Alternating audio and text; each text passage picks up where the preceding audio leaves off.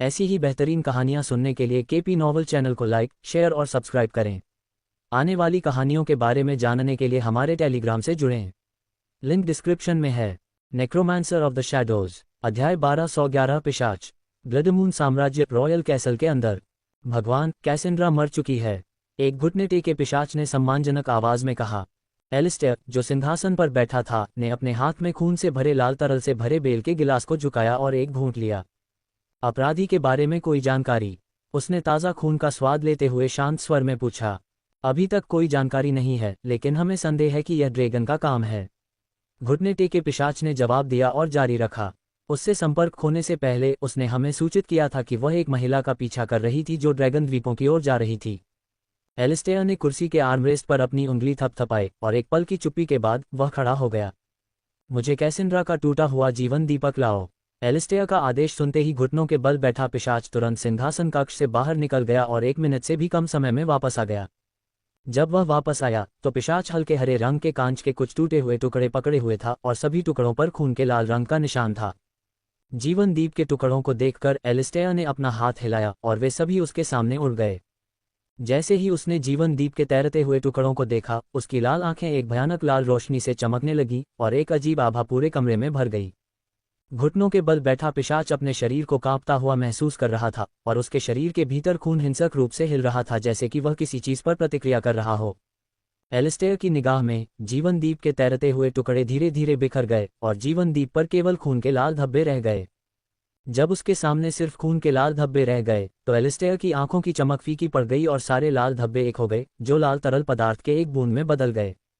Alastair ने लाल तरल पदार्थ के बूंद को देखा और अपना मुंह खोला और पूरा बूंद चूस लिया। जिस क्षण एलिस्टेयर ने लाल तरल पदार्थ पिया, उसकी आंखें धुंधली हो गईं और उसकी दृष्टि बदलने लगी, जिससे उसे वह अपराधी दिखाई देने लगा जो कैसेंड्रा की हत्या और उसके जीवनदीप के विनाश के लिए जिम्मेदार था। एक पल में एलिस्टेयर की नज़र यूटोपिया के दूसरे छोर पर पहुंच गई और उसने खुद को असीम महासागर के ऊपर बढ़ते हुए पाया, उस गहरे क्षेत्र की ओर जहां ड्रैगन द्वीप स्थित थे।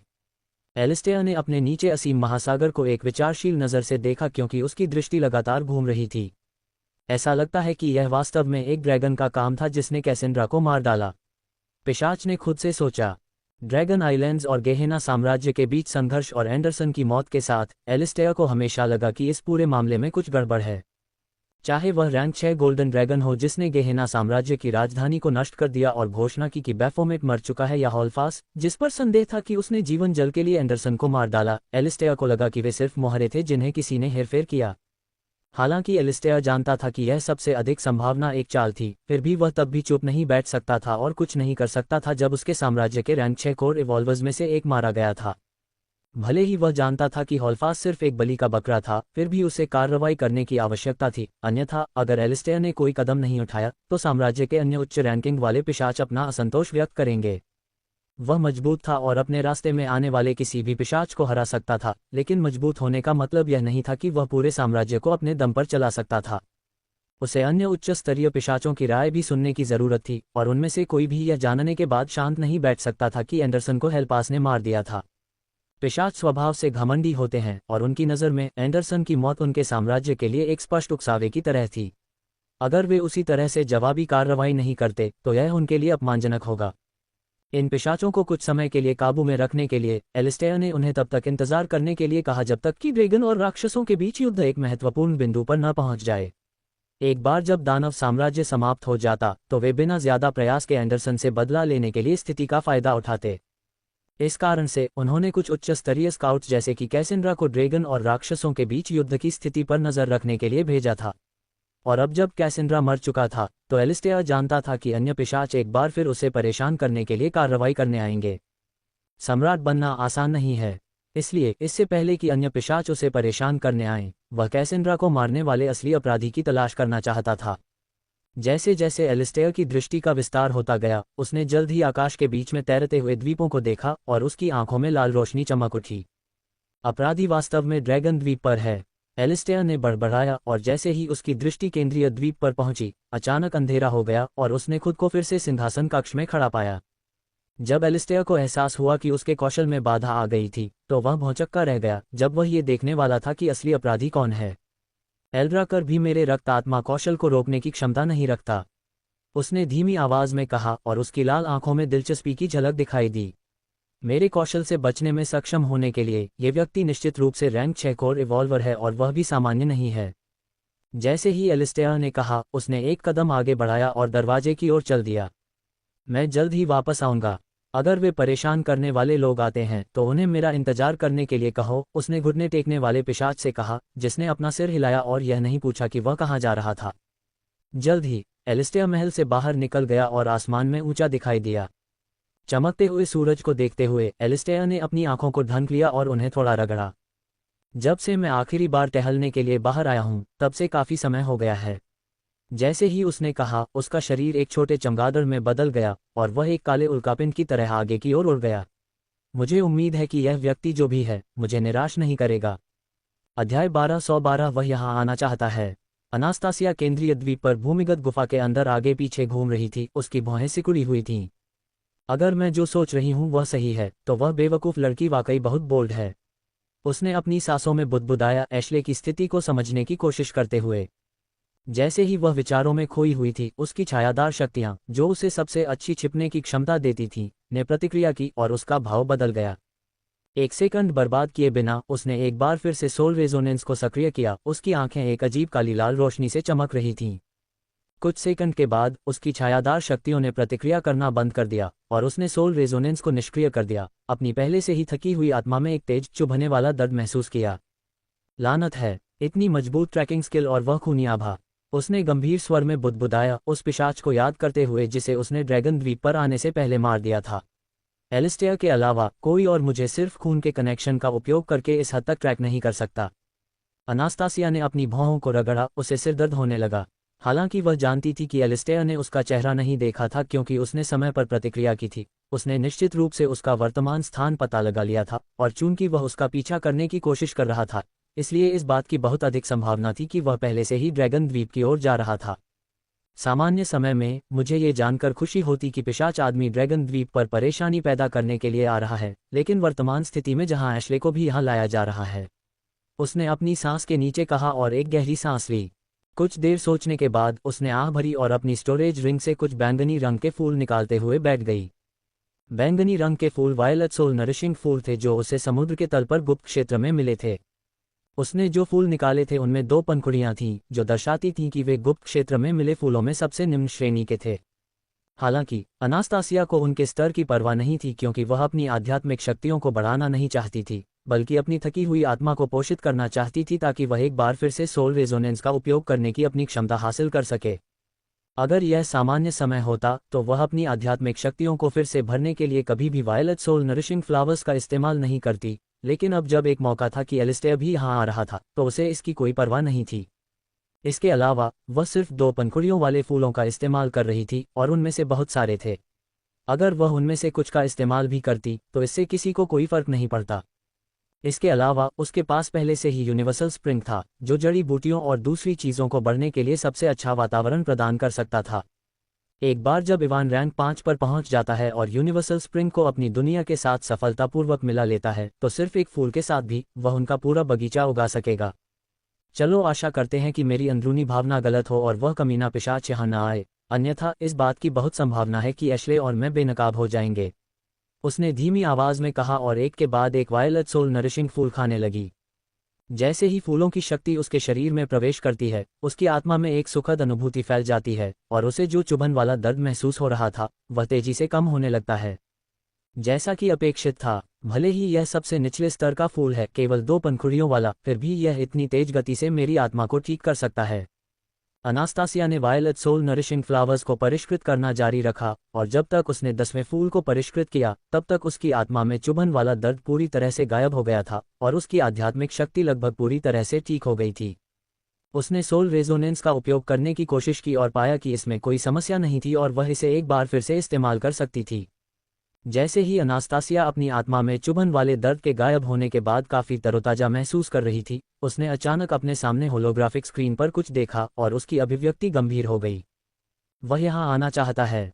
ज़ाल्थोरक ने अपने चेहरे पर एक बदसूरत नज़र के साथ पूछा। हाँ, हमें अभी ब्लडमून साम्राज्य में हमारे लोगों से एक संदेश मिला है कि सम्राट एलिस्टेयर यहाँ आना चाहते हैं और टेलीपोर्टेशन फॉर्मेशन का उपयोग करने की अनुमति मांग रहे हैं, रैंक 4 ड्रैगन ने असहज आवाज में कहा। अरे, वह ऐसे समय में यहाँ क्यों आना चाहता है? ज़ाल्थोरक ने अपनी सांस के नीचे शाप दिया क्योंकि वह नष्ट हो चुके फायर ड्रैगन द्वीप के टुकड़ों को असीम महासागर में तैरते हुए देख रहा था। उसने कुछ सेकंड के लिए सोचा और अंत में अपना सिर हिला दिया। उसे मना करो, हमारे लोगों से कहो कि उसे सूचित करें कि हम वर्तमान में किसी काम में व्यस्त हैं और किसी को भी ड्रैगन द्वीप में प्रवेश करने की अनुमति नहीं दे सकते। वह रैंक 4 ड्रैगन ज़ाल्थोरक की बात सुनकर दंग रह गया और एक पल के लिए झिझका।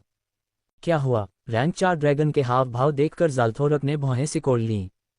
टेलीपोर्टेशन फॉर्मेशन का उपयोग करने की अनुमति मांगने के अलावा सम्राट एलिस्टेयर ने हमें अपनी यात्रा का कारण भी बताया, रैंक 4 ड्रैगन बोला और नीचे फायर ड्रैगन द्वीप के टुकड़ों को देखा। NOWELL-BE-IN.C ओम। रैंक 4 ड्रैगन को नष्ट हुए द्वीप को देखते हुए देखकर ज़ाल्थोरक की अभिव्यक्ति गंभीर हो गई और उसने उसे जारी रखने के लिए इशारा किया। सम्राट एलिस्टेयर के अनुसार वह यहाँ आना चाहता है क्योंकि एक रैंक 6 कोर इवॉल्वर जिसने उसके एक विश्वासपात्र को मार डाला था, यहाँ छिपा हुआ है। क्या? ड्रैगन के शब्दों को सुनकर ज़ाल्थोरक की आंखें चौंक कर चौड़ी हो गईं और उसे लगा कि उसकी रीढ़ में अचानक ठंडक दौड़ गई है। क्या आपको यकीन है कि उसने उल्लेख किया है कि एक रैंक 6 कोर इवॉल्वर यहाँ छिपा हुआ है? उसने गहरी आवाज में पूछा। उसकी आध्यात्मिक इंद्रियां किसी भी विसंगति की तलाश करने के लिए ड्रैगन द्वीप के मूल से संवाद कर रही थीं। यही वह व्यक्ति है जिसने सम्राट एलिस्टेयर का संदेश हमें दिया था, रैंक 4 ड्रैगन ने ज़ाल्थोरक की बात सुनकर कहा। ज़ाल्थोरक ने कुछ समय तक ड्रैगन द्वीप के कोर के साथ संवाद किया, लेकिन कोर के एआई ने उसे बताया कि उसने किसी भी विसंगति का पता नहीं लगाया है। हालांकि एआई ने उसे बताया कि कुछ भी गड़बड़ नहीं है, ज़ाल्थोरक ने आराम नहीं किया। उसे याद आया कि एआई ने उस व्यक्ति का पता नहीं लगाया था जिसने फायर ड्रैगन द्वीप को नष्ट कर दिया था। वह गहरे विचारों में डूब गया और थोड़ी देर चुप रहने के बाद उसने आखिरकार अपना सिर हिला दिया। ठीक है, गठन को सक्रिय करें और उसे यहाँ आने दें। अध्याय 1213 आत्मसात और पृथ्वी पर वापसी भाग 3। जिस क्षण इवान ने पोर्टल में प्रवेश किया, उसने महसूस किया कि उसका शरीर तेजी से डूब रहा है, जैसे कि वह कीचड़ भरे दलदल में कूद गया हो, और उसकी दृष्टि काली हो गई। इवान पहले भी कई बार पोर्टल में प्रवेश कर चुका था, इसलिए वह अचानक अंधेपन के कारण घबराया नहीं और धैर्यपूर्वक प्रतीक्षा करता रहा। कुछ सेकंड के भीतर उसकी दृष्टि ठीक हो गई और उसने खुद को एक संकीर्ण शून्य सुरंग में आगे बढ़ते हुए पाया। कुछ दूरी पर उसने वेलगोथ को देखा, जो एक मरी हुई मछली की तरह दिख रहा था, अपने संतुलन को बनाए रखने के लिए संघर्ष कर रहा था क्योंकि शून्य सुरंग उसके चारों ओर तेजी से घूम रही थी। क्योंकि वेलगोथ की सभी शक्तियों को इवान ने उसे विश्व मार्ग में फेंकने से पहले सील कर दिया था, वेलगोथ अभी भी अंधेपन से उबर नहीं पाया था और उसका नाजुक शरीर धीरे धीरे सुरंग को भरने वाली शक्तिशाली शून्य ऊर्जा से क्षत विक्षत हो रहा था। हालांकि इवान ने देखा कि वेलगोथ की हालत ठीक नहीं थी, लेकिन उसने अपनी शक्तियों को नहीं खोला। उसे डर था कि शून्य सुरंग रैंक 5 कोर रिवॉल्वर के दबाव का सामना नहीं कर पाएगी। वेलगोथ की शक्तियों को खोलने के बजाय उसने अपनी शून्य ऊर्जा का उपयोग करके वेलगोथ की ओर बढ़ने के लिए किया, और जब वह कुछ मीटर दूर था तो उसने उसकी रक्षा के लिए शून्य ऊर्जा से बना एक अवरोध बनाया। अवरोध की सुरक्षा के तहत वेलगोथ को जल्द ही होश आ गया और उसने राहत की सांस ली। वेलगोथ की देखभाल करने के बाद इवान ने शून्य सुरंग के संकरे रास्ते पर नजर डाली और महसूस किया कि यह कितना अराजक था। अगर उसके पास निष्क्रिय अधिकार शून्य हेरफेर नहीं होता तो उसके लिए वेलगोथ की रक्षा करना बेहद मुश्किल होता, जो वर्तमान में एक सामान्य इंसान की तरह कमजोर था उनके चारों ओर अराजक शून्य ऊर्जा से। मुझे नहीं लगता कि यह world passage rank 5 core revolver के दबाव को झेल पाएगा, इवान ने बड़बड़ाते हुए कहा। उसका मुंह हिल रहा था क्योंकि वह वेलगोथ को देख रहा था, जिसके चेहरे पर भी उदासी थी। ये जानने के बाद कि क्रिथोरियन और अन्य लोग अज़रागोथ वर्ल्ड में आ रहे हैं, वेलगोथ ने वर्ल्ड पैसेज के निर्माण में तेजी ला दी थी। हालांकि उसने इसे बाहर से स्थिर बनाने के लिए कई संसाधनों का इस्तेमाल किया था, लेकिन अब आसपास की खाली सुरंग को देखने के बाद उसे एहसास हुआ कि अगर वह अपनी शक्तियों को सील किए बिना वर्ल्ड पैसेज में प्रवेश करता तो यह निश्चित रूप से ढह जाता। यह अच्छा है कि मैं वर्ल्ड पैसेज में जल्दी नहीं गया और उसका पीछा करने का फैसला किया, वेलगोथ ने राहत की सांस लेते हुए खुद से सोचा। जैसे ही वे सुरंग से आगे बढ़ते रहे, इवान ने अपने सामने अधिसूचना पर नजर डाली। वर्तमान आत्मसात 36%, 0.37%, 0.38%। कुछ सेकंड तक इसे देखने के बाद इवान ने अपना ध्यान उन 3 कार्यों पर केंद्रित किया जो उसे तब मिले थे जब वह पहली बार अज़रागोथ दुनिया में आया था, और उसने देखा कि वे तीनों अभी भी लंबित थे। ठीक है, वेलगोथ को मारने के अलावा अन्य 2 कार्य एक बार आत्मसात होने के 100% तक पहुंचने के बाद पूरे हो जाने चाहिए। इवान ने मन ही मन बुदबुदाया और फिर देखा कि उसके सीने पर उत्कीर्ण विकास का रून अभी भी मंद रूप से चमक रहा था। इससे पहले जब वह शुद्ध सार का उपयोग करके मध्य स्तर रैंक 3 पर पहुंच गया था तो विकास का रून अचानक सक्रिय हो गया था। लेकिन क्योंकि क्रिथोरियन और अन्य एक ही समय में अज़रागोथ दुनिया में प्रवेश कर चुके थे, इसलिए उसके पास ये जांचने का समय नहीं था कि इसके साथ क्या हो रहा था। इस चीज के साथ क्या हो रहा है? इवान ने भौहें सिकोड़ते हुए अपनी आध्यात्मिक इंद्रियों का उपयोग करके जांच की कि विकास के रून में क्या गड़बड़ है। दुर्भाग्य से ये देखने के अलावा कि रून ऑफ इवोल्यूशन के भीतर एक अजीब ऊर्जा पनप रही थी, उसे और कुछ नहीं मिला। ये कुछ खतरनाक नहीं होना चाहिए, है न? इवान ने खुद से कहा और एक गहरी सांस ली, अपना ध्यान एक बार फिर अपने आसपास की शून्य सुरंग पर केंद्रित किया, साथ ही रून ऑफ इवोल्यूशन के भीतर पनप रही ऊर्जा पर भी नजर रखी। अगले कुछ घंटों तक इवान और वेलगोथ बिना किसी खतरे का सामना किए शून्य सुरंग के भीतर बहते रहे।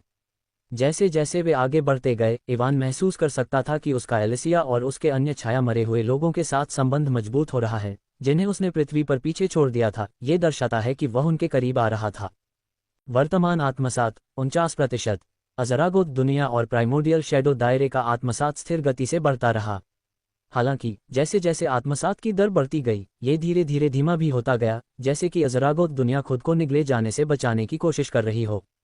इवान को इस बारे में ज्यादा चिंता नहीं थी, क्योंकि भले ही प्रगति धीमी थी, लेकिन यह अभी भी बढ़ रही थी। इसका मतलब था कि जल्द या बाद में अज़रागोथ दुनिया पूरी तरह से प्राइमोर्डियल शैडो दायरे द्वारा निगल ली जाएगी। अचानक इवान ने देखा कि शून्य सुरंग के भीतर की ऊर्जा अधिक अराजक हो रही थी, और बैंगनी नीली बिजली के चाप कहीं से भी दिखाई देने लगे। विनाशकारी शक्ति से भरे ये चाप सांपों की तरह शून्य सुरंग से गुजरे। इवान ने बैंगनी नीली बिजली के चापों को देखा और याद किया कि जब वह अज़रागोथ दुनिया में प्रवेश करने के लिए शून्य स्थान को पार कर गया था तो उसने उनका सामना किया था। वेलगोथ ने भी बिजली के चापों को देखा और उनकी विनाशकारी शक्ति को महसूस करते हुए उसकी आंखें डर से चौड़ी हो गईं और उसने इवान की ओर देखा, स्पष्ट रूप से उम्मीद करते हुए कि वह अपनी शक्तियों को उजागर करेगा। इवान ने वेलगोथ की नज़र महसूस की, लेकिन उसने इसे अनदेखा कर दिया और खुद को वेलगोथ के सामने रखते हुए आगे बढ़ गया।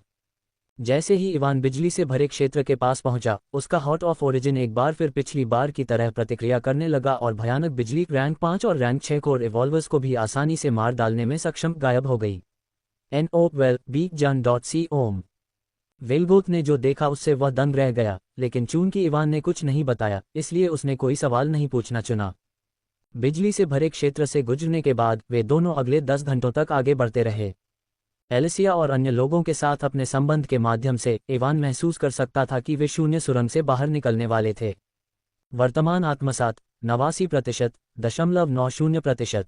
इवान ने अपने सामने आत्मसात की प्रगति को देखा और सिर हिलाया। ये लगभग 2 या 3 घंटों में समाप्त हो जाना चाहिए, उसने खुद से कहा, और अगले ही पल एक चमकदार चांदी की रोशनी ने उसे और वेलगोथ दोनों को घेर लिया। इवान ने अपनी आंखें बंद कर ली ताकि उन्हें रोशनी से बचाया जा सके, और जब उसने उन्हें फिर से खोला तो उसने खुद को आसमान में ऊंचा खड़ा पाया। एक ठंडी हवा उसके गालों को छू रही थी, और जब उसने नीचे देखा तो उसने बर्फ से ढके ऊंचे पहाड़ देखे। क्या मैं अंटार्कटिका में हूं या कहीं और? उसने धीरे से बुदबुदाया और अपनी आध्यात्मिक इंद्रियों का इस्तेमाल किया।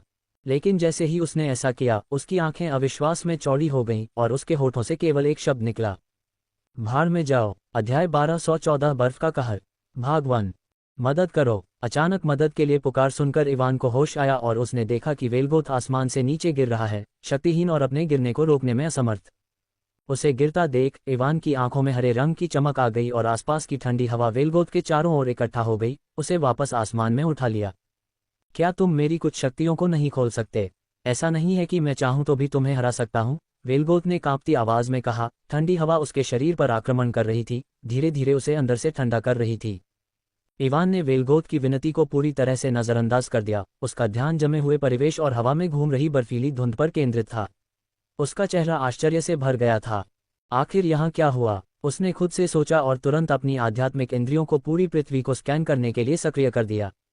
आध्यात्मिक इंद्रियों का उपयोग करने पर उसने जो पाया उसने उसे अंदर तक झकझोर दिया। बर्फ, बहुत सारी बर्फ, सभी समुद्रों सहित पूरा ग्रह बर्फ की एक मोटी, अभेद्य परत से ढका हुआ था। अगर अंतरिक्ष से देखा जाए तो पृथ्वी एक विशाल जमी हुई गेंद से ज्यादा कुछ नहीं दिखाई देगी। बर्फ तत्व इतना ज्यादा सक्रिय था कि अपनी अपार शारीरिक क्षमताओं के बावजूद इवान महसूस कर सकता था कि काटने वाली ठंड धीरे धीरे उसके शरीर में घुस रही है, मानो उसे जमा देने की कोशिश कर रही हो। पूरी धरती पर इतनी घनी मात्रा में बर्फ तत्व देखकर विंटरक्लॉ की छवि तुरंत इवान के दिमाग में आई, क्योंकि वह वही था जिसने अज़रागोथ दुनिया के लिए रवाना होने से पहले धरती पर पोर्टल खोले थे। अरे, मुझे उम्मीद है कि सब ठीक है। उसने चुपचाप बुदबुदाया। उसकी भौहें चिंता में सिकुड़ गईं क्योंकि वह अपनी आध्यात्मिक इंद्रियों के माध्यम से जीवन के किसी भी संकेत की खोज पर ध्यान केंद्रित कर रहा था। जल्द ही अपने आध्यात्मिक स्कैन के माध्यम से इवान ने सभी बेस शहरों और उन स्थानों को खोज लिया जहां मनुष्य रहते थे। उसे आश्चर्य हुआ कि प्रत्येक शहर और बस्ती एक गहरे हरे रंग की बाधा में लिपटी हुई थी, जो असाधारण मात्रा में जीवन शक्ति का विकिरण कर रही थी, जो निवासियों को उनके आसपास के बर्फीले तत्वों से बचा रही थी। लेकिन ये सब नहीं था। पृथ्वी के एक कोने में इवान ने एक विशाल प्रेत वृक्ष को देखा, जो अपनी भव्य उपस्थिति से आकाश को ढंक रहा था। क्षेत्र में छाई हुई मोटी बर्फीली धुंध के कारण इवान ने पहले इस पर ध्यान नहीं दिया था, लेकिन अब जब उसने देखा तो वह पूरी तरह से स्तब्ध रह गया। क्या ये विश्व वृक्ष है? इवान को तुरंत वह छोटा पेड़ याद आया जिसे उसने एक बार सिल्वन की गुफा में देखा था और सोचा कि क्या ये वही हो सकता है। हालांकि उसने जल्दी से उस विचार को खारिज कर दिया क्योंकि विश्व वृक्ष के विपरीत ये पेड़ अलग महसूस हुआ और इसमें जीवन शक्ति की बहुत मजबूत आभा थी। पेड़ के विशाल प्रेत के पास इवान ने एलिसिया और जोडा दोनों की आभा को महसूस किया। उसे और भी ज्यादा झटका इस बात से लगा कि पूरे ग्रह पर फैली भयावह ठंडी ऊर्जा उसी स्थान से निकल रही थी।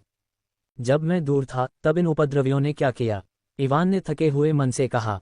वह तुरंत ही उपद्रव के स्रोत की ओर बढ़ने लगा, वेलगोथ को साथ लेकर। उसे यकीन था कि समस्या उसके अपने छाया मरे हुओं से ही उत्पन्न हुई थी, क्योंकि उसके लौटने के बाद से उनमें से कोई भी उसका स्वागत करने नहीं आया था। इतना ही नहीं, बल्कि वे स्पष्ट रूप से अपनी उपस्थिति को यथासंभव छिपाने की कोशिश कर रहे थे, मानो उसका ध्यान भटकाना चाहते हों। ये बेवकूफ मरने का नाटक कर रहे हैं। इवान ने अंदर ही अंदर आह भरी। पहले से ही एक परिदृश्य की कल्पना कर रहा था जहां एलिसिया और जोडा लापरवाह कर्मचारियों की तरह एक दूसरे पर आरोप लगाना शुरू कर देंगे, आरोप लगाएंगे और उसे बताएंगे कि यह सब दूसरे की गलती है। इस बर्फीली आपदा में एकमात्र सकारात्मक बात यह है कि विंटरक्लॉ द्वारा पृथ्वी पर खोले गए सभी द्वार अब बर्फ के इस भारी मात्रा में तत्व के नीचे जम गए हैं। इवान ने अपने आप से सोचा जब वह जीवन के विशाल वृक्ष के प्रेत के सामने रुका। उसकी अभिव्यक्ति सदमे और आश्चर्य से भरी हुई थी। इतनी मजबूत जीवन शक्ति, क्या ये जीवन का वृक्ष हो सकता है? इवान ने अनिश्चित रूप से बड़बड़ाया जब उसने पेड़ के नीचे धुंध से ढकी जमीन पर नजर डाली। बर्फीली धुंध इतनी घनी थी कि उसने उसकी तीक्ष्ण दृष्टि को भी अस्पष्ट कर दिया, जो सामान्य रूप से अधिकांश भ्रमों को भेद सकती थी।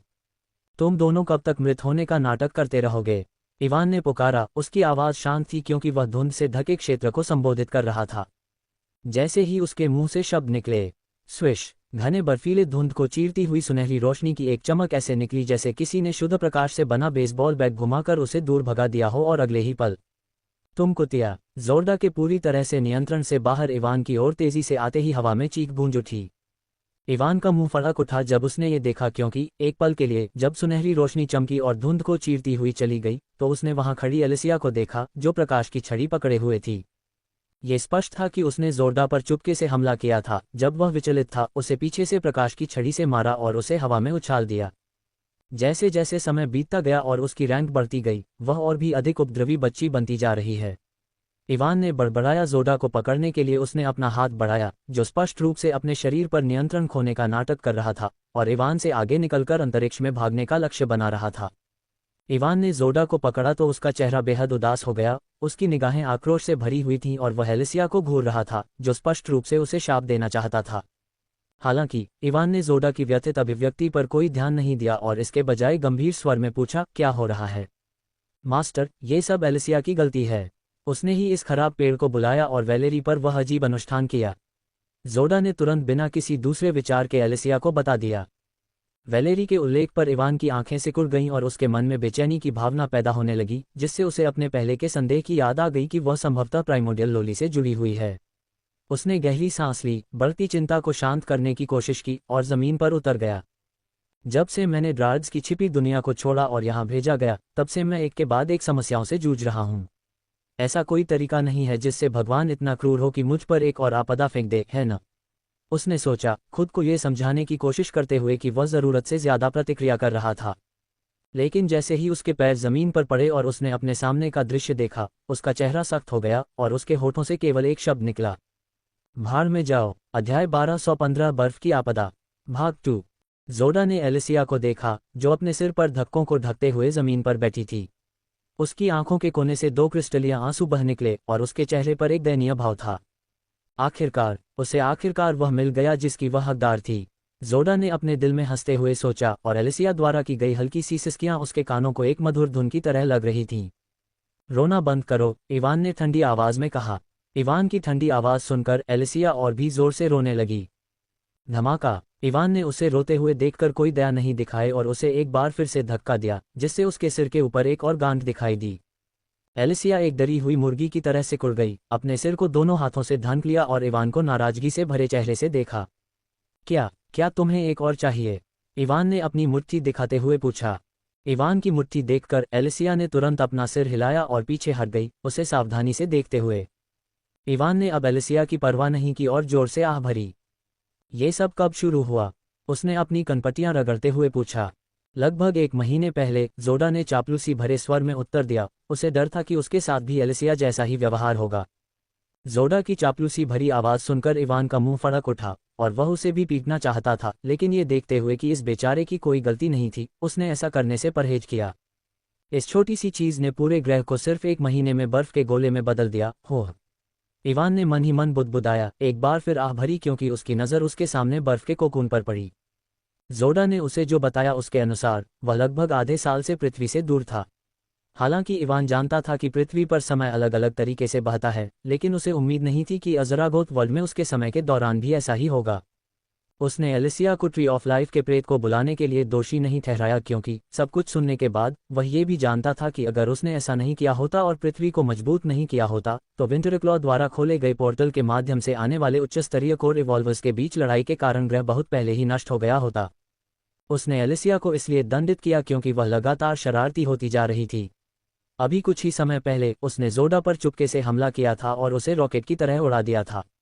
इतना ही नहीं, इवान के आने से पहले उसने जोडा को धमकी दी थी, जिससे उसे पृथ्वी पर जो कुछ भी हुआ था उसका सारा दोष लेने के लिए मजबूर होना पड़ा। हालांकि मुझे पता था कि वह सिर्फ वैलेरी के कोर को विकसित करना चाहती थी, फिर भी। इवान ने मन ही मन बड़बड़ाया, उसके हाथ मौजूदा स्थिति के बारे में सोचते ही खुजली करने लगे। वह अपने सामने बर्फ के कोकून की ओर चला गया और उसे छुआ। जिस क्षण उसका हाथ कोकून से टकराया, उसके शरीर में एक कड़कड़ाती ठंड ने हमला कर दिया और उसने तुरंत अपना हाथ वापस खींच लिया। अंदर जमने से पहले उसकी क्या हालत थी? इवान ने मुड़कर एलिसिया से पूछा। मैंने उसे ध्यान से देखा और ऐसा लगा कि उसके कोर में उसके विकास के लिए जरूरी कुछ कमी थी, जिसके कारण यह अधूरा परिवर्तन हुआ, एलिसिया ने धीमी आवाज में जवाब दिया। जब इवान ने एलिसिया के शब्द सुने तो वह भौंचक्का रह गया, उसकी नज़र बर्फ के कोकून पर लौट आई। कुछ जरूरी कमी? उसने मन ही मन बुदबुदाया और याद किया कि वैलेरी ने अरोरा वर्ल्ड में नोटिफिकेशन प्राप्त करने का उल्लेख किया था, जिसमें उसे बताया गया था कि अगर वह अपने कोर को मोनाक कोर में विकसित करना चाहती है तो उसे बर्फ के सम्राट का स्रोत प्राप्त करना होगा। शायद मैं सही हूं और यह सब इसलिए हुआ क्योंकि उसके पास बर्फ के सम्राट का यह तथाकथित स्रोत नहीं था, लेकिन उसने बर्फ के कोकून को देखा, अपनी आंखें सिकुड़ते हुए। ये कोकून इतना जाना पहचाना क्यों लग रहा है? इवान ने पूरी गति से अपने दिमाग को खपाया और एक पल के बाद उसे आखिरकार समझ में आ गया कि यह क्यों जाना पहचाना लग रहा था। जब मैंने अपनी आत्मा को गंभीर रूप से क्षतिग्रस्त होने के बाद अरोरा वर्ल्ड में अपनी पहली आत्मा सील को अनलॉक किया, तो मैं भी इसी तरह के एक काले कोकून में ढका हुआ था, इवान ने चौंकते हुए आवाज में कहा। उसे बेचैनी महसूस हो रही थी। उसे अभी भी याद है कि कोकून से बाहर आने के बाद उसने अपनी आंशिक रक्तरेखा, कुछ यादें, रियल्म ग्लिफ और अन्य शक्तियों सहित कई क्षमताओं को अनलॉक किया था। अगर वैलेरी इसी तरह के परिवर्तन से गुजर रही है और अगर उसका अनुमान सही है और वह प्रिमोडियल लोली से संबंधित है, तो वह भी इसी तरह की क्षमताओं को अनलॉक कर सकती है। अगर ऐसा होता तो ये या तो आशीर्वाद हो सकता था या आपदा। अगर वह प्रिमोडियल लोली से संबंधित शक्तिशाली चीजों को अनलॉक करती है और उसका व्यक्तित्व अपरिवर्तित रहता है, तो यह कोई समस्या नहीं होगी। लेकिन अगर प्रिमोडियल लोली ने उसे नियंत्रित कर लिया, तो इवान को डर था कि वह जागते ही उस पर हमला कर देगी। मेरे जीवन को धिक्कार है, मैं आराम नहीं कर सकता, इवान ने उदास भाव से एलिसिया की ओर देखते हुए शाप दिया, जो कुछ दूरी पर खड़ी थी। हालांकि वह जानता था कि वह केवल पृथ्वी की समग्र शक्ति को बढ़ाने की कोशिश कर रही थी और इस आपदा को पैदा करने का उसका कोई इरादा नहीं था, लेकिन वह अपनी हताशा को बाहर निकालने के लिए उसे एक और पिटाई करने की इच्छा को महसूस करने से खुद को रोक नहीं सका। उसने शांत होने के लिए कुछ सांस ली और एक पल के बाद अपनी नज़र वापस बर्फ के कोकून पर ले गया। आगे क्या करना है, इस बारे में सोचने से पहले चलो इस गड़बड़ी को सुलझाते हैं, उसने बुदबुदाया और कोकून से बस 1 मीटर दूर चला गया। बर्फ के कोकून से निकलने वाली अत्यधिक ठंडी ऊर्जा धीरे धीरे बढ़ रही थी और अगर उसने इसे नहीं रोका तो उसे यकीन था कि जीवन के वृक्ष की सुरक्षा के बावजूद पृथ्वी पर सामान्य मनुष्य लंबे समय तक जीवित नहीं रह पाएंगे। मैं कोकून को तोड़ने और वैलेरी को जबरदस्ती जगाने की कोशिश कर सकता हूं, लेकिन ऐसा करने से उसे अपरिवर्तनीय क्षति हो सकती है। उसने खुद से कहा क्योंकि उसके पूरे शरीर पर अजीब निशान दिखाई दिए। अभी के लिए चलो इस क्षेत्र को रून ऑफ सीलिंग से सील कर देते हैं और मैं बाद में कोई दूसरा उपाय निकालूंगा। जैसे ही इवान ने रून ऑफ सीलिंग को तराशना शुरू किया, उसकी आध्यात्मिक शक्ति तेजी से कम हो गई। उसने धीरे धीरे रून ऑफ सीलिंग के पहले 7 पैटर्न हवा में उकेरे। प्रत्येक स्ट्रोक में अधिक ऊर्जा की खपत होती है। पहले 7 पैटर्न के साथ रून उसी स्तर पर पहुंच गया जिसका उपयोग उसने वेलगोथ की शक्तियों को सील करने के लिए किया था। मिड लेवल रैंक 3 तक पहुंचने के कारण इवान के पास रून ऑफ सीलिंग के 7 पैटर्न पूरे करने के बाद भी कुछ आध्यात्मिक शक्ति बची हुई थी। रून की शक्ति को महसूस करते हुए इवान को लगा कि यह बर्फीली ऊर्जा को फैलने से रोकने के लिए पर्याप्त होगा, इसलिए उसने अतिरिक्त स्ट्रोक उकेरने में अधिक शक्ति बर्बाद नहीं की। इसके बजाय उसने रून को बर्फ के कोकून पर निर्देशित किया। जिस क्षण सीलिंग के रून ने बर्फ के कोकून को छुआ, एक शक्तिशाली सीलिंग बल सभी दिशाओं में फट गया और पृथ्वी पर तेजी से फैल रही बर्फीली ऊर्जा तुरंत रुक गई। इवान ने अपने माथे से जमे हुए पसीने को पोंछा और अपनी आध्यात्मिक इंद्रियों का उपयोग करते हुए उसने पुष्टि की कि पृथ्वी भर में ठंडी ऊर्जा धीरे धीरे कम हो रही थी और कुछ दिनों में ग्रह सामान्य हो जाना चाहिए। अब इस टाइम बम के फटने से पहले मुझे उस काली आकृति को खोजने और अपने उत्तर प्राप्त करने की आवश्यकता है, इवान ने धीमी आवाज में कहा। उसकी नज़र धीरे धीरे साफ होते आसमान की ओर उठी। अध्याय 1216 जीवन के वृक्ष का आशीर्वाद और मुलाकात भाग 1।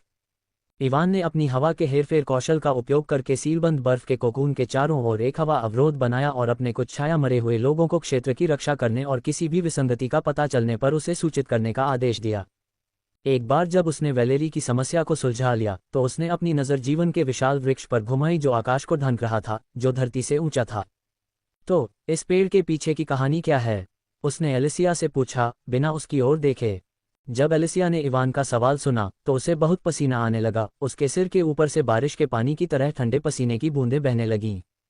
जब एलिसिया ने कुछ नहीं कहा तो इवान ने भौहें सिकुड़ी और उसे देखने के लिए पलटा। लेकिन जब उसने उसे पसीने से लथपथ देखा तो उसका दिल ठंडा हो गया और उसे भी ठंडा पसीना आ गया। तुम मुझे मत बताओ कि इस जीवन के पेड़ के साथ भी कोई समस्या है, उसने कांपती हुई आवाज में पूछा, ऐसा महसूस करते हुए कि उसकी आत्मा उसके शरीर को छोड़कर सीधे नर्क या स्वर्ग में उड़ने वाली है। हाँ, एलिसिया पहले तो अजीब तरह से हंसी, लेकिन फिर अचानक उसके हाव भाव बदल गए और उसने इवान के पीछे इशारा करते हुए चौंकते हुए आवाज में चिल्लाया, देखो, एक मुर्गी एक यूएफओ चला रही है। इवान एलिसिया की अचानक चीख से चौंक गया और जैसे ही वह मुड़ने वाला था उसने अपनी आंख के कोने से देखा कि एलिसिया भाग रही है। ये देखकर कि वह भागने की कोशिश कर रही थी, इवान के माथे पर काली रेखाएं दिखाई दी और उसने एक कदम आगे बढ़ाया।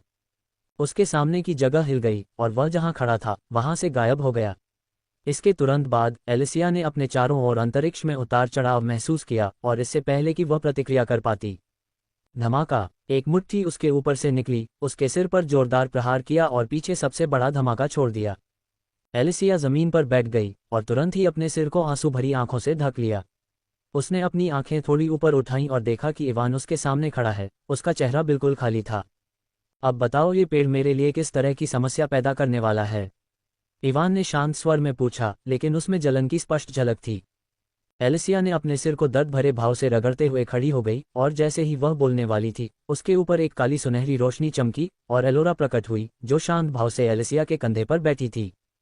एलोरा ने एलिसिया के सिर पर उभरे उभार को देखा, जो अब एक गेंद की तरह लग रहा था, और उसे खींचने लगी, मानो वह उभार को उठाकर उससे खेलना चाहती हो।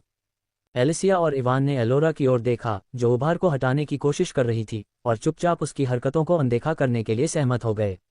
आखिर एक बच्चे के गेंद से खेलने की इच्छा में क्या बुराई थी?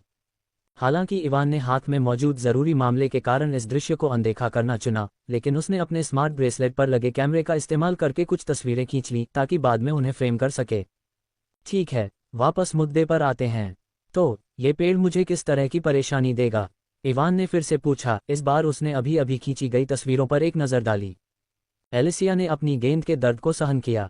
खांसी, उसकी गांठ निकाली जा रही थी और धीमी आवाज में बोली, मास्टर, यह कोई बहुत गंभीर बात नहीं है। यूटोपिया वापस लौटने के बाद आपको बस उस महिला से निपटना होगा। उस महिला से निपटो, इवान ने दोहराया, उसके शब्दों को समझते हुए भौहें सिकोड़ते हुए। वह पूछने ही वाला था कि उसका क्या मतलब है, लेकिन फिर उसे वह भूत याद आ गया जो एलिसिया के चौथे रैंक पर पदोन्नत होने पर प्रकट हुआ था, और उसका चेहरा काला पड़ गया। तुम एलिस्ट्रिया के बारे में बात कर रहे हो?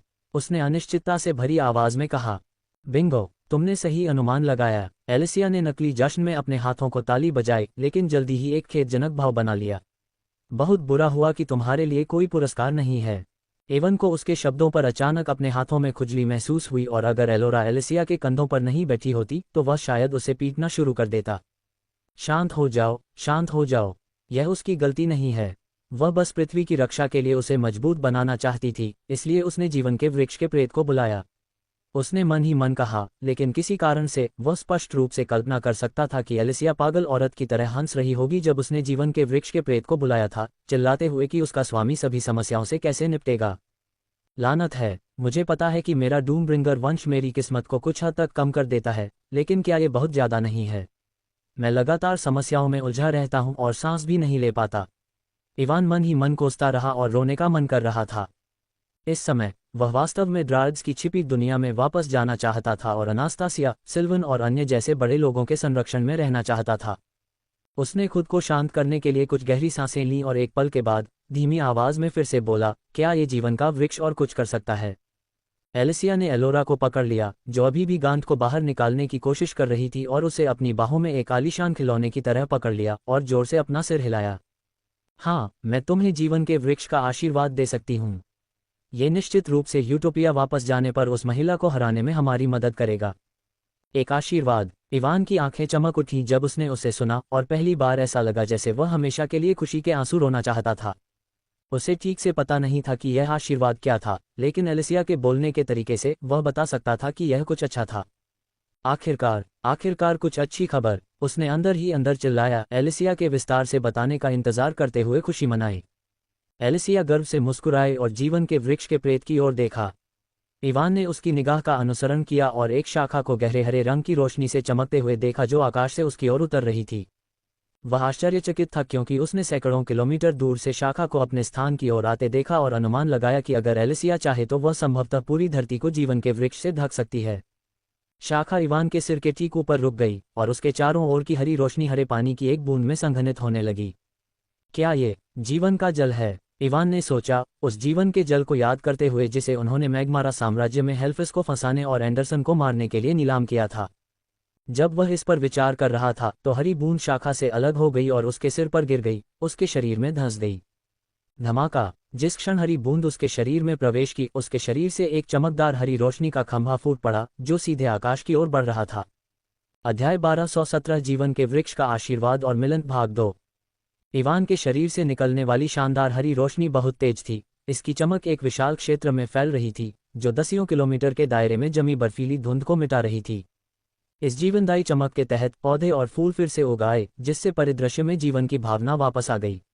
जीवन शक्ति के इस विस्फोट ने एक सुरक्षात्मक आभा पैदा की, जिससे ठंडी बर्फीली ऊर्जा के लिए अब क्षेत्र को प्रभावित करना असंभव हो गया। इवान ने अपने भीतर एक अजीब लेकिन सुखद अनुभूति महसूस की। उसके शरीर की हर कोशिका खुशी से झूम उठी क्योंकि उसका पहले से ही शक्तिशाली शरीर और भी मजबूत हो गया था। जैसे ही वह इस नई ताकत का आनंद ले रहा था, उसके सामने सूचनाएं आने लगीं। आपको जीवन के वृक्ष का आशीर्वाद प्राप्त हुआ है। आपकी सहनशक्ति 15,000 अंकों से बढ़ गई है। आपकी विश्वसार 12,000 अंकों से बढ़ गई है। आपकी शक्ति 5,000 अंकों से बढ़ गई है। आपको एक अद्वितीय कौशल जीवन चिन्ह प्राप्त हुआ है। नोटिफिकेशन देखकर इवान की आंखें चौड़ी हो गईं और उसका जबड़ा लगभग जमीन पर गिर गया। वह व्यावहारिक रूप से अवाक था क्योंकि उसने अपने धीरज, विश्वसार और शक्ति को हजारों अंकों से उछलते हुए देखा था। अविश्वास में उसने खुद को चुटकी काटी, आधा आश्वस्त होकर कि वह हाल ही में सामना किए गए आपदाओं के अथक हमले के बाद मतिभ्रम कर सकता है। लेकिन जैसे ही चुटकी वास्तविक दर्द के रूप में दर्ज हुई, इवान ने स्पष्टता का झटका महसूस किया। उसने तेजी से सांस ली, ये याद करते हुए कि उसके शासक के अधिकार के प्रभाव में भी जिसने उसकी सहनशक्ति को दोगुना कर दिया, उसकी सहनशक्ति केवल 12,650 अंक पर थी। लेकिन अब अतिरिक्त 15,000 अंकों के साथ और शासक के अधिकार के गुणक के तहत उसके आंकड़े फिर से बढ़ गए हैं, जिससे उसे 30,000 अंकों की पूरी वृद्धि मिली है।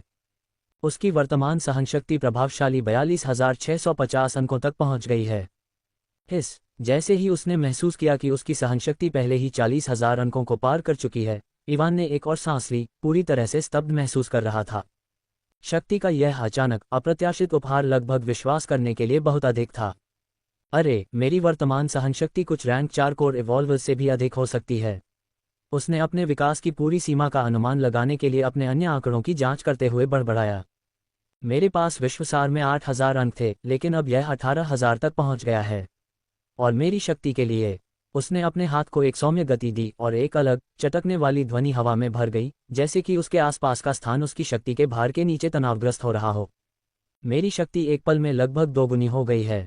मुझे फिर से स्वतंत्र रूप से चलने से पहले समायोजित करने की आवश्यकता होगी, अन्यथा मैं पृथ्वी को अपूरणीय क्षति पहुंचा सकता हूं। उसने बड़बड़ाया, उसके मुंह का कोना हिल गया और उसने आह भरी। पृथ्वी, अज़रागोथ विश्व या यूटोपिया के विपरीत, उसकी उन्मुक्त शक्ति का पूरा प्रहार सहन नहीं कर सकती थी। अज़रागोथ या यूटोपिया में, वह डेथ गार्डियन अथॉरिटी और शैडो पोजेशन कौशल के प्रभाव में भी स्वतंत्र रूप से ढीला छोड़ सकता था, जिसने उसके आंकड़ों को बहुत अधिक स्तरों तक बढ़ा दिया था। लेकिन यहाँ पृथ्वी पर उसे खुद को रोकना पड़ा। भले ही एलिसिया ने जीवन के वृक्ष के प्रेत का उपयोग करके ग्रह को सुदृढ़ किया था, फिर भी पृथ्वी उसकी अनियंत्रित शक्ति का सामना करने के लिए पर्याप्त रूप से लचीली नहीं थी। स्टेट वृद्धि के अलावा एक अद्वितीय कौशल भी है, उन्होंने कहा, उनकी नज़र नए कौशल पर ध्यान केंद्रित करते हुए इसके विवरण की तलाश में तेज हो गई। जीवन चिन्ह अद्वितीय कौशल, आप अपने रक्तसार और अपनी आत्मा के एक टुकड़े का उपयोग करके एक अद्वितीय जीवन चिन्ह बना सकते हैं। आपकी मृत्यु पर जीवन चिन्ह सक्रिय हो जाएगा, जिससे आप केवल एक मामूली कोर्स स्तर की कमी के साथ पुनर्जीवित हो सकेंगे। एक बार उपयोग किए जाने के बाद जीवन चिन्ह 6 महीने के कूलडाउन में प्रवेश करेगा और उस समय के दौरान इसे फिर से सक्रिय नहीं किया जा सकता है। इवान ने कौशल विवरण को देखा, उसकी आंखें चौड़ी हो गईं और उसका दिल उत्साह से धड़क रहा था। क्या देवताओं को लगा कि मैं पिछले कुछ दिनों से मौत के किनारे पर नाच रहा हूं और मुझे ये कौशल दिया है ताकि यह सुनिश्चित हो सके कि मैं अपनी मृत्यु के बाद भी जीवन में वापस आ सकता हूं। उसने खुद से कहा, मुश्किल से एक विजयी मुस्कान को रोकते हुए। जीवन चिन्ह बनाने की उत्सुकता में उसने कौशल को सक्रिय करने का प्रयास किया, लेकिन उसे एहसास हुआ कि इसके लिए उसे अपनी आत्मा का एक टुकड़ा काटना होगा और यह एक नाजुक प्रक्रिया थी जिसमें कई घंटे लगेंगे। मैं इसे मौजूदा मुद्दों से निपटने के बाद बनाऊंगा, उसने एलिसिया की ओर देखते हुए फैसला किया, जो अब एलोरा को उसके कंधे पर चढ़ने और उसके उभार को खींचने से रोकने की कोशिश कर रही थी। अब जब उसे जीवन के पेड़ से आशीर्वाद मिल गया था, इवान को लगा कि वह अपनी पिछली शरारती नज़र की तुलना में कहीं ज्यादा सहनीय लग रही थी। उसका ध्यान जीवन के पेड़ के प्रेत पर चला गया, जो अब काफी धुंधला और ज्यादा पारदर्शी था। मुझे यह आशीर्वाद देने के लिए इसने काफी ऊर्जा खर्च की होगी, उसने देखा, हालांकि वह इस पर ज्यादा देर तक नहीं रुका और पेड़ के नीचे बर्फ के कोकून पर नजर डाली। लाइफ मार्क के साथ, भले ही मेरी शापित बुरी किस्मत फिर से काम करे और मैं किसी तरह मर जाऊं, मुझे अभी शैतान से नहीं मिलना पड़ेगा, उसने मुस्कुराते हुए सोचा। एलोरा को वापस बुलाया ताकि वह एलिसिया को परेशान करना जारी न रखे। एलोरा को वापस बुलाने के बाद इवान ने अपनी नई शक्ति पर नियंत्रण का अभ्यास करने में लगभग 1 घंटा बिताया। आखिरकार वह अपनी शक्ति को उस बिंदु तक स्थिर करने में कामयाब रहा जहां वह आसपास के वातावरण को नुकसान पहुंचाए बिना स्वतंत्र रूप से घूम सकता था। जब तक उसे पूरा नियंत्रण मिला, उसने देखा कि आत्मसात की प्रगति भी आगे बढ़ गई थी। वर्तमान आत्मसात 98%। ये लगभग पूरा हो गया है, उसने बुदबुदाया, फिर अपना ध्यान वापस एलिसिया पर केंद्रित कर दिया। आपने पृथ्वी पर कई शिकारियों को रैंक 1 तक पहुंचने में सहायता की है, उसने कहा। प्रकाश तत्व को नियंत्रित करने के लिए एलिसिया के कौशल को उधार लेने के लिए अपने ग्रोथ लिंक कौशल को सक्रिय किया। उसका कौशल लेने के बाद उसने प्रकाश तत्व को नियंत्रित किया और एक आदमी की छवि पेश की। क्या यह आदमी उन शिकारियों में से एक था जिन्हें आपने रैंक 1 तक पहुंचने में मदद की थी? एलिसिया ने इवान द्वारा बनाई गई छवि की जांच की और एक पल के बाद अपना सिर हिला दिया। नहीं, वह उनमें से एक नहीं था। मैं समझ गया, इवान ने सिर हिलाया। छवि में दर्शाए गए आदमी की तलाश में पूरी पृथ्वी को स्कैन करने के लिए अपनी आध्यात्मिक इंद्रियों का विस्तार किया। फिर भी एक विस्तृत स्कैन के बाद भी वह उसका कोई निशान नहीं पा सका। जैसा कि मुझे संदेह था, इवान को आश्चर्य नहीं हुआ जब उसे वह आदमी नहीं मिला और उसने अपना सिर हिला दिया। वह वापस एलिसिया की ओर मुड़ा और हवा में उड़ गया। चलो बोरिस से मिलते हैं, मुझे उससे कुछ पूछना है। अध्याय 1218 जीवन के वृक्ष का आशीर्वाद और मुलाकात भाग 3। एवन के अज़रागोथ दुनिया के पोर्टल में प्रवेश करने से पहले उसे उस काली आकृति के बारे में जानकारी मिली थी जिसे उसने प्राचीन के मकबरे के अंदर अपने सपने में देखा था। बोरिस ने उसे जो जानकारी दी थी उसके अनुसार काली आकृति हर महीने के अंत में पृथ्वी के उच्च स्तरीय शिकारियों से मिलकर उन्हें पृथ्वी पर दिखाई देने वाले एल्ड्रिच हॉरर्स से संबंधित कालकोठरी के बारे में जानकारी देगी। अध्याय 1097। इवान ने ये जानकारी प्राप्त करने के बाद महीने के अंत में काली आकृति से मिलने की योजना बनाई थी। हालांकि चूंकि वह पोर्टल में प्रवेश कर चुका था और उसे अज़रागोथ दुनिया में भेजा गया था, इसलिए उसे यह जानकारी प्राप्त हुए लगभग 6 महीने बीत चुके थे और उसे वर्तमान स्थिति का पता नहीं था। पृथ्वी पर एल्ड्रिच हॉरर्स से संबंधित कालकोठरी दिखाई देने का कारण वेलगोथ द्वारा बनाया गया विश्वमार्ग था। विश्वमार्ग का परीक्षण करने के लिए वेलगोथ कभी कभी कुछ एल्ड्रिच हॉरर्स और अन्य राक्षसों को इसके माध्यम से भेजता था। पृथ्वी के सुरक्षा तंत्र के कारण उन एल्ड्रिच हॉरर्स को एक कालकोठरी में भेजा जाता था और काली आकृति पृथ्वी पर शिकारियों को उस कालकोठरी के बारे में सूचित करती थी ताकि वे किसी भी तरह का नुकसान होने से पहले उसे संभाल सकें। लेकिन अब जब इवान ने पहले ही अज़रागोथ दुनिया और विश्वमार्ग का ख्याल रख लिया था तो अब पृथ्वी पर कोई एल्ड्रिच हॉरर नहीं आ रहा था, जिसका मतलब था कि ब्लैक फिगर को एल्ड्रिच हॉरर से संबंधित कालकोठरी के बारे में बताने के लिए महीने के अंत में शिकारियों से मिलने की भी जरूरत नहीं थी। हालांकि इवान को नहीं पता था कि वह पहले की तरह महीने के अंत में ब्लैक फिगर से मिल पाएगा या नहीं, लेकिन वह बहुत ज्यादा घबराया हुआ नहीं था क्योंकि उसके पास पहले से ही एक सुराग था जो उसे ब्लैक फिगर तक ले जा सकता था। एलिसिया के साथ इवान हंटर एसोसिएशन के मुख्यालय में पहुंचा, जहां उसने पहली बार बोरिस से मुलाकात की थी और ब्लैक फिगर और पृथ्वी के अन्य रहस्यों के बारे में जानकारी प्राप्त की थी। अन्य स्थानों की तरह मुख्यालय के आसपास का क्षेत्र भी वैलेरी द्वारा उत्सर्जित ठंडी ऊर्जा का विरोध करने के लिए ट्री ऑफ लाइफ द्वारा बनाए गए हरे रंग के अवरोध से ढका हुआ था। जब इवान मुख्यालय के सामने रुका तो उसने अंदर 3 शुरुआती स्तर के रैंक 1 कोर रिवॉल्वर्स की आभा महसूस की और वह एलिसिया की ओर देखने से खुद को रोक नहीं सका जो उसके बगल में खड़ी थी। जीवन के वृक्ष की मदद से पृथ्वी का स्तर अरोड़ा दुनिया से आगे निकल गया है, जहां उच्चतम स्तर केवल एस रैंक है। इवान ने सोचा और अचानक विश्व डोमेन को याद किया। विश्व डोमेन में भी उच्चतम स्तर जिस तक कोई पहुंच सकता है वह रैंक 1 का शिखर है। मुझे आश्चर्य है कि क्या पृथ्वी उस स्तर को पार कर सकती है और लोगों को रैंक 2 या उससे ऊपर तक पहुंचने की अनुमति दे सकती है। सोचते हुए इवान मुख्यालय में प्रवेश किया और शीर्ष स्तर की ओर चला गया, जहां वह बोरिस सहित 3 शुरुआती स्तर के रैंक 1 कोर रिवॉल्वर्स की आभा को महसूस कर सकता था। आश्चर्यजनक रूप से जब इवान इमारत में चला गया तो किसी ने उसे नहीं देखा, यहां तक कि जब वह लोगों के पास से गुजरा तो उन्होंने कोई प्रतिक्रिया नहीं की, जैसे कि वे उसे देख नहीं सकते थे। कुछ ही सेकंड में इवान शीर्ष मंजिल पर पहुंच गया और कमरे के सामने खड़ा हो गया, जहां से वह बोरिस और अन्य 2 रैंक 1 कोर रिवॉल्वर्स की आभा को महसूस कर सकता था। जैसे ही इवान दरवाजा खोलकर अंदर जाने वाला था, उसे कुछ महसूस हुआ और उसने अपने सामने अधिसूचना को देखा। वर्तमान आत्मसात 100%। इवान खुश था जब उसने देखा कि आत्मसात आखिरकार 100% तक पहुंच गया था, और जैसे ही वह आत्मसात के परिणाम की प्रतीक्षा कर रहा था, उसका कोर अचानक कंपन करने लगा। अज़रागोथ दुनिया का आदिम छाया क्षेत्र में आत्मसात पूरा हो गया है। नए क्षेत्र ग्लिफ बनाना। जैसे ही इवान ने अधिसूचनाओं को देखा, उसे कुछ महसूस हुआ, और जब उसने अपने शरीर को स्कैन करने के लिए अपनी आध्यात्मिक इंद्रियों का उपयोग किया तो उसने देखा कि उसकी हड्डियों पर उकेरे गए क्षेत्र ग्लिफ हिल रहे थे और धीरे धीरे उनके चारों ओर नए पैटर्न दिखाई दे रहे थे। इन नए रियल ग्लिफ को पाने का क्या मतलब है? मुझे तो ये भी नहीं पता कि मेरे पास पहले से जो है उनका उद्देश्य क्या है। इवान ने मन ही मन शिकायत की, लेकिन उसने इसे रोकने की कोशिश नहीं की और बस उन्हें देखता रहा। उसने कुछ मिनट तक इंतजार किया, लेकिन पाया कि नए ग्लिफ अभी भी उसकी हड्डियों पर दिखाई दे रहे थे और सब कुछ होने में कुछ समय लग सकता है, इसलिए उसने उन्हें देखना बंद कर दिया। हो सकता है कि सभी रियल ग्लिफ पूरी तरह से उकेरे जाने के बाद कुछ अच्छा हो। उसने मन ही मन सोचा और आखिरकार दरवाज़ा खोल दिया। जैसे ही दरवाज़ा अचानक खुला, बोरिस और कमरे के अंदर मौजूद 2 अन्य रैंक 1 कोर रिवॉल्वर्स ने भौहें सिकोड़ लीं, ये सोचकर कि बिना खटखटाए अंदर आने की हिम्मत किसने की।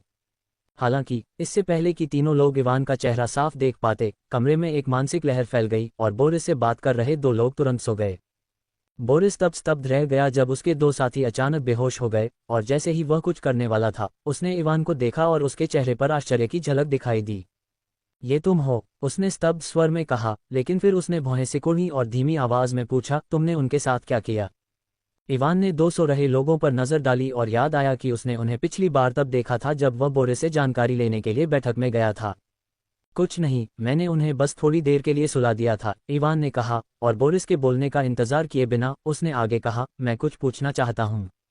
बोरिस ने 2 लोगों को देखा और पाया कि वे वास्तव में सो रहे थे, फिर उसने अपना सिर हिलाया। तुम क्या पूछना चाहते हो? इवान ने झाड़ झंखाड़ नहीं किया। ग्रोथ लिंक इफेक्ट के जरिए एलिसिया के कौशल का उपयोग करते हुए उसने बोरिस के सामने एक तस्वीर बनाने के लिए प्रकाश तत्व में हेरफेर किया। छवि एक लंबे, गंजे, मांसल आदमी की थी जिसका चेहरा खुरदुरा दिख रहा था। मैं इस आदमी को कहाँ पा सकता हूँ? बोरिस के सामने तस्वीर आते ही उसने गंभीर स्वर में पूछा। अध्याय 1219 मैं कठपुतली नहीं हूँ, भाग 1। इवान हंटर एसोसिएशन की इमारत से बाहर निकला और चेहरे पर शिकन लिए आसमान में उड़ गया। मुझे तभी संदेह हुआ जब मैंने उसे पहली बार मीटिंग के दौरान देखा था, लेकिन चूंकि वह वहां व्यक्तिगत रूप से मौजूद नहीं था और उसने अपने होलोग्राफिक प्रोजेक्शन का इस्तेमाल किया था, इसलिए मैं अपने अनुमान की पुष्टि नहीं कर पाया। लेकिन अब जैसे ही इवान बोला, उसके सामने की जगह हिल गई और वह वहां से गायब हो गया। अब मुझे यकीन है कि मेरी आंतरिक भावना सही थी। अध्याय 1093। हंटर मुख्यालय की इमारत से बहुत दूर एक बर्बाद शहर के ऊपर जगह हिल गई और इवान वहां दिखाई दिया। उसने अपने नीचे नष्ट हो चुके शहर को देखा और अपनी आंखें सिकोड़ लीं। मैं उस काली आकृति से निपटने के बाद यहां आने के बारे में सोच रहा था, लेकिन बोरिस ने मुझे बताया कि वह भारी भरकम आदमी यहां है। इवान ने अपने नीचे नष्ट हो चुके फ्लोरिडा को देखते हुए बड़बड़ाया, जहां ब्लड डिंगोन पृथ्वी पर दिखाई देने वाला पहला डिंगोन था, ठीक उसी जगह जहां इवान पृथ्वी पर रहते हुए रहता था स्थित था। जब मैं पिछली बार यहां आया था तो मैं ब्लड डिंगोन में प्रवेश नहीं कर पाया था, लेकिन अब जब मैं एक मध्यम स्तर का रैंक 3 कोर रिवॉल्वर हूं और शून्य ऊर्जा के बारे में मेरी समझ 75% तक बढ़ गई है, तो मैं अंदर जा सकता हूं। लेकिन उससे पहले इवान ने पीछे मुड़कर एक जीर्ण शीर्ण इमारत की छत की ओर देखा और वहां किसी को खड़ा देखा। वह व्यक्ति एक लंबा दिखने वाला आदमी था जिसके पूरे शरीर पर मांसपेशियां उभरी हुई थीं। वह आदमी वही था जिसकी छवि इवान ने बोरिस को दिखाई थी, और उसने उसे उस समय देखा था जब वह हंटर मुख्यालय में बैठक में भाग लेने गया था ताकि काली आकृति और पृथ्वी से संबंधित अन्य चीजों के बारे में अधिक जानकारी प्राप्त कर सके। जैसे ही इवान ने उस आदमी को देखा, उस आदमी ने भी उसकी तरफ देखा, और एक नज़र के बाद ही इवान को यकीन हो गया कि उसका पिछला अनुमान सही था। वह इंसान नहीं है। उसने अपनी सांस रोककर उस आदमी को संकुचित आंखों से देखते हुए कहा। केवल इतना ही नहीं, वह पहले से ही मध्य स्तर रैंक 3 पर है। इवान ने शांति से एक कदम आगे बढ़ाया और ठीक उसी छत के ऊपर दिखाई दिया जहां वह आदमी खड़ा था। एक बार जब इवान उस आदमी के सामने आया तो वह 1 सेकंड के लिए रुक गया और एक बार फिर उसे देखने से खुद को रोक नहीं सका। तुम एक सार क्लोन हो, उसने अनिश्चित स्वर में कहा, उस आदमी को ध्यान से देखते हुए। जैसा कि अपेक्षित था, तुम सिर्फ एक नज़र में ही मेरी असलियत समझ सकते हो, आदमी ने शांति से कहा। इवान को देखते हुए उसके मुंह के कोने पर हल्की मुस्कान थी। इवान की भौहें सिकुड़ गईं जब उसने उस आदमी को उसके सार क्लोन होने की अपनी धारणा की पुष्टि करते हुए सुना। तुम कौन हो? इवान का सवाल सुनकर आदमी ने अपना सिर हिलाया और शांति से जवाब दिया। क्या बोरिस ने तुम्हें पहले ही नहीं बताया? मैं धरती पर सबसे ताकतवर शिकारी हूं। बकवास बंद करो। इवान ने उस आदमी की बात पूरी होने से पहले ही उसे रोक दिया और ठंडी आवाज में कहा, मुझे धरती पर तुम्हारी पहचान की परवाह नहीं है। मैं तुम्हारी असली पहचान जानना चाहता हूं, न कि किसी सार क्लोन की पहचान। इवान की बात सुनकर उस आदमी ने उसे गहराई से देखा और एक पल बाद बोला, क्या इससे कोई फर्क पड़ता है कि मेरी असली पहचान क्या है? इवान उस आदमी की बातें सुनकर रुक गया और एक पल सोचने के बाद उसने अपना सिर हिला दिया। तुम सही हो, मुझे इससे कोई फर्क नहीं पड़ता कि तुम कौन हो। इवान बोलते हुए उस आदमी की ओर चला गया। मैं जानना चाहता हूं कि तुम उस काली आकृति से किस तरह से संबंधित हो, और सबसे महत्वपूर्ण बात। इवान उस आदमी से सिर्फ 1 मीटर दूर रुक गया। वह आदमी कहाँ है? उस आदमी ने इवान की उदासीन आंखों को देखा और कुछ सेकंड तक उन्हें देखने के बाद उसे लगा कि वह किसी गहरे रसातल में देख रहा है, और उसने अपना सिर घुमाया। फिर से उनमें देखने की हिम्मत नहीं हुई। वह रक्तकाल कोठरी के अंदर है, आदमी ने दूर देखने के बाद जवाब दिया। रक्तकाल कोठरी। इवान ने उस छिपे हुए आयाम की ओर देखा जो उस जगह पर स्थित था जहां वह पृथ्वी पर रहते हुए रहता था, और उसके चेहरे पर एक ठंडी मुस्कान दिखाई दी। मुझे इसकी उम्मीद करनी चाहिए थी। आखिरकार मैंने उसे पहली बार अपने सपने में भी अपने अपार्टमेंट में ही देखा था। इवान ने सोचा और रक्तकाल कोठरी की ओर चलने के लिए मुड़ गया, उस भारी भरकम आदमी को पूरी तरह से अनदेखा करते हुए। तुम अंदर नहीं जा सकते बल प्रयोग करके। जैसे ही इवान ने रक्त तहखाने की ओर कुछ कदम बढ़ाए, उसने उस भारी भरकम आदमी की आवाज सुनी और रुक गया। तुम्हारा क्या मतलब है? इवान ने ठंडी आवाज में पूछा। अगर तुम जबरदस्ती ब्लड डंगोन में घुसने की कोशिश करोगे तो इसका प्रवेश द्वार नष्ट हो जाएगा। इवान ने उस आदमी की बातें सुनकर अपनी आंखें सिकोड़ लीं और व्यंग्यात्मक आवाज में पूछा, क्या वह आदमी मुझसे मिलने से डरता है? उस आदमी ने इवान के सवाल का जवाब नहीं दिया। इसके बजाय वह इवान के पास से चला गया और जल्द ही उस जगह पर पहुंच गया जहां ब्लड डंगोन छिपा हुआ था। अगर तुम अंदर जाना चाहते हो तो तुम्हें कुछ करना होगा, लेकिन मुझे नहीं पता कि तुम तैयार हो या नहीं। उसने उस जगह के सामने रुकने के बाद कहा जहां ब्लड डंगोन का छिपा हुआ आयाम स्थित था। पहेलियों में बात करने की कोई जरूरत नहीं है, बस एक बार में सब कुछ उगल दो। इवान ने उस आदमी की बातें सुनकर ठंडी आवाज में कहा। क्या किसी ने कभी तुमसे कहा है कि तुम बहुत असभ्य हो? आदमी ने अवाक आवाज में पूछा जब उसने देखा कि इवान उसके प्रति शत्रुता से भरा हुआ था। ओह, चिंता मत करो मेरे दोस्त, ऐसे बहुत से लोग थे जिन्होंने न केवल मुझे असभ्य कहा, बल्कि उन्होंने मुझे कमीना और कई अन्य बातें भी कही। लेकिन तुम जानते हो। जैसे ही इवान बोल रहा था, वह उस आदमी के सामने चला गया और उससे कुछ मीटर की दूरी पर रुक गया। वे सभी लोग पहले ही मर चुके हैं। जब उस भारी भरकम आदमी ने इवान की बातें सुनी तो उसने कुछ नहीं कहा और चुपचाप उसकी ओर देखा। इवान ने भी कुछ नहीं कहा और उस आदमी की हर प्रतिक्रिया को देखा। थोड़ी देर चुप रहने के बाद वह आदमी इसे और सहन नहीं कर सका और आखिरकार बोल पड़ा, अगर तुम अंदर जाना चाहते हो तो तुम्हें मेरी मांगें पूरी करनी होंगी। ओह हाँ, भाड़ में जाओ, इवान ने व्यंग्य किया, और इससे पहले कि भारी भरकम आदमी प्रतिक्रिया कर पाता, इवान की मुट्ठी उसकी दृष्टि में बड़ी हो गई और मौत की सांस ने उसे घेर लिया। अध्याय 1220 में कठपुतली नहीं हूँ, भाग 2। इवान की मुट्ठी को अपने चेहरे की ओर बढ़ते हुए देखकर भारी भरकम आदमी को लगा कि मौत की सांस ने उसे घेर लिया है और उसकी आंखें चौड़ी हो गईं। अंतिम संभव क्षण में, जैसे ही इवान की मुट्ठी उसे मारने वाली थी, भारी भरकम आदमी ने अपनी सारी शक्ति लगा दी और मुश्किल से पीछे कूदा, आने वाले मौत के घूंसे से बाल बाल बच गया। जब आदमी ने सफलतापूर्वक उसके घूंसे को चकमा दिया तो इवान ने एक भान उठाए और आदमी की कार्रवाई के परिणामस्वरूप उसे वह जानकारी मिली जो वह चाहता था। रैंक 6 हो, उसने मन ही मन सोचा, अपना हाथ पीछे खींच लिया और अपने चेहरे पर दिलचस्पी के भाव के साथ भारी भरकम आदमी को देखा। भारी भरकम आदमी एक मध्यम स्तर का रैंक 3 कोर रिवॉल्वर था, या बल्कि एक सार क्लोन था एक मध्यम स्तर के रैंक 3 कोर रिवॉल्वर की शक्ति। आमतौर पर एक मध्यम स्तर के रैंक 3 कोर रिवॉल्वर के लिए इवान के हमले से बचने का कोई तरीका नहीं होता, क्योंकि वह खुद एक मध्यम स्तर का रैंक 3 कोर रिवॉल्वर था और उसी रैंक के कोर रिवॉल्वर पर एक पूर्ण लाभ रखता था। इससे पहले इवान ने अपनी शक्ति का 10% भी इस्तेमाल नहीं किया था, बस एक सामान्य मुक्का मारा था।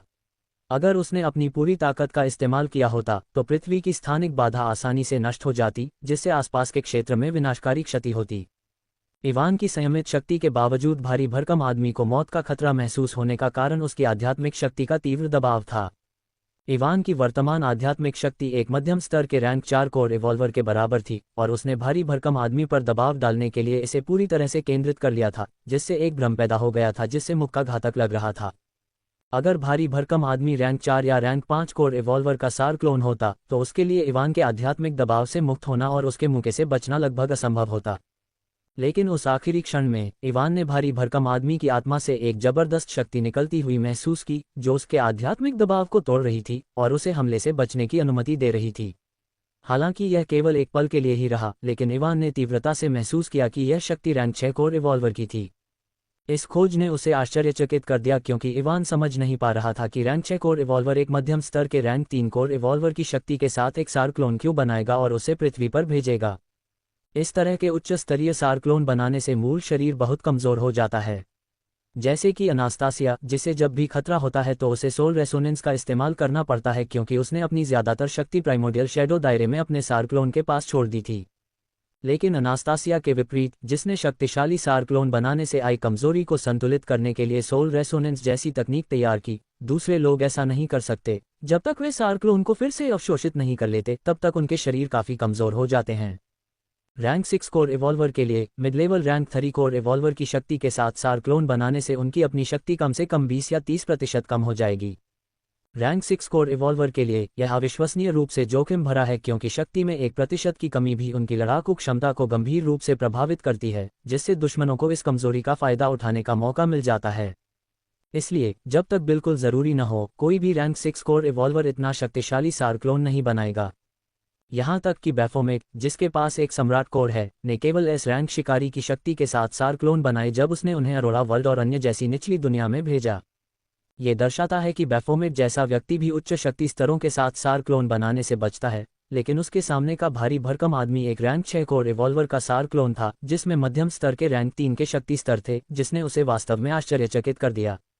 आखिर यह आदमी कौन है और वह पृथ्वी पर कैसे प्रकट हुआ? इवान ने अंदर से भौहें सिकुड़ी उस भारी आदमी को देखते हुए, जिसने अचानक हमला किए जाने के बाद अब एक बदसूरत अभिव्यक्ति धारण कर ली थी। तुम क्या कर रहे हो? भारी भरकम आदमी ने अपने दांत पीसते हुए पूछा, क्योंकि हमले को चकमा देने के बाद उसे ये भी एहसास हुआ कि इवान का पिछला मुक्का केवल एक सामान्य मुक्का था और उसे जो मौत का खतरा महसूस हुआ वह तीव्र मानसिक दबाव द्वारा बनाया गया एक भ्रम था।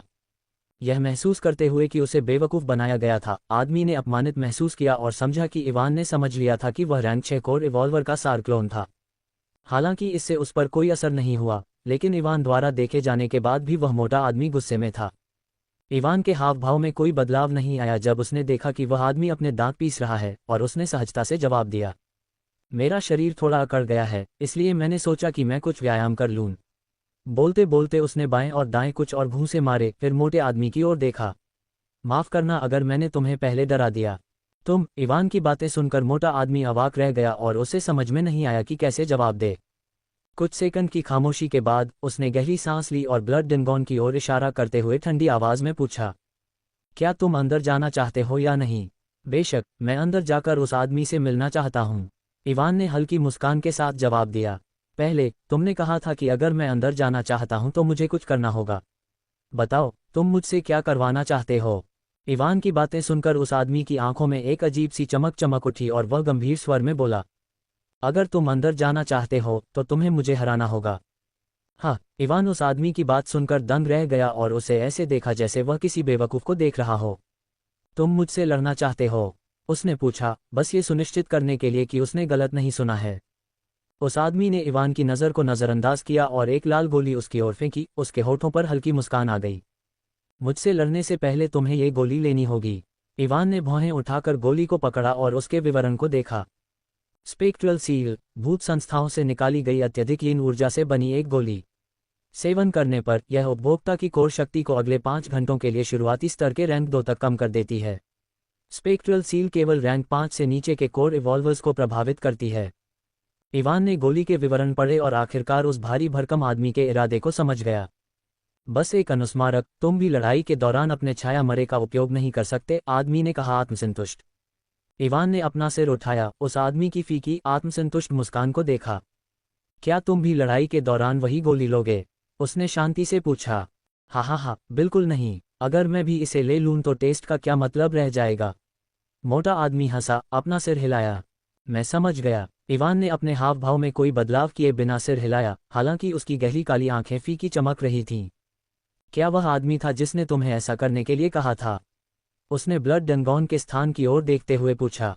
इवान के लगातार सवालों पर मोटा आदमी भौंचक्का रह गया और अधीरता से जवाब दिया, मेरे पास तुम्हारे बेकार के सवालों का जवाब देने का समय नहीं है। बस मुझे बताओ, तुम टेस्ट लेने जा रहे हो या नहीं? आदमी की बात सुनकर इवान ने उसकी ओर देखा। उसकी चमकती आंखें स्पष्ट रूप से काली पड़ गईं और उसने स्पेक्ट्रल सील को अपने शैडो स्टोरेज के अंदर रख दिया। तुम लोग वाकई अपने आप को बहुत ऊंचा समझते हो, उसने बहुत ठंडे लहजे में कहा। मैं तुम्हारी कठपुतली नहीं हूं जो तुम्हारी हर बात मान लूंगा।